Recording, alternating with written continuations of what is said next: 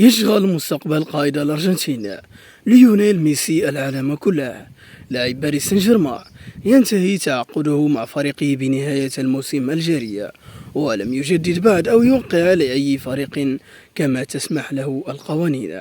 عددا من الخيارات متاحة أمام ليو صاحب 35 سنة، بعضها تناسبه أكثر، لكن الأوضاع المالية والاقتصادية تحول بينه وبينها، وبعضها قد يجبر عليها أو تضاعف ثروته بشكل خيالي.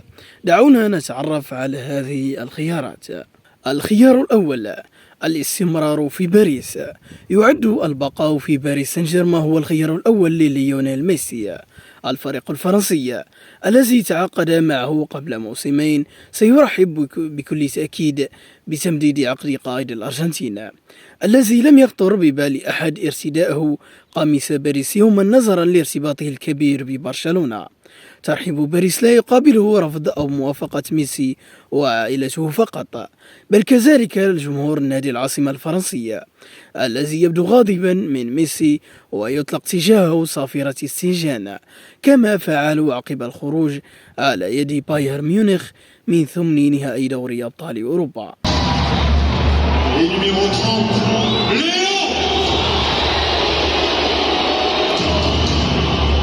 الخيار الثاني: عودة الابن المدلل.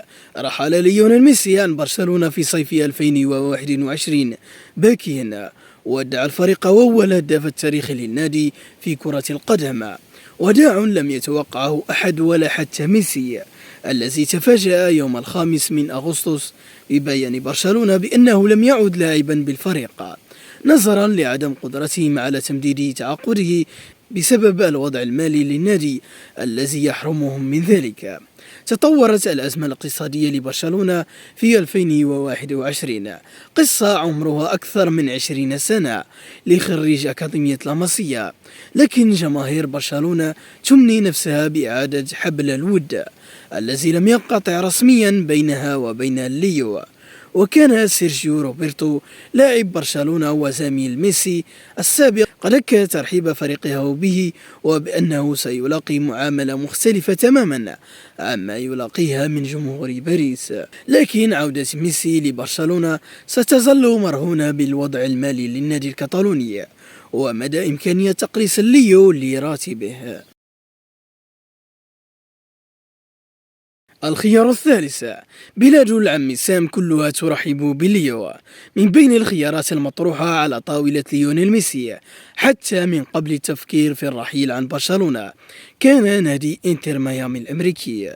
نجم الكرة الإنجليزية دافيد بيكام الذي يملك جزءا من النادي أبدى مرارا وتكرارا رغبته في رؤية ليونيل ميسي بقميص فريق ناديه، أمنية تتغذى كل فترة مع ارتباط ليونيل ميسي بسوق الانتقالات.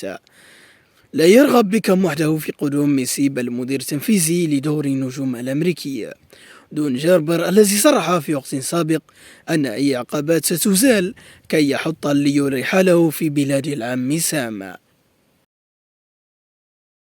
الخيار الرابع: المرور على قنصلية الأرجنتين في إنتر.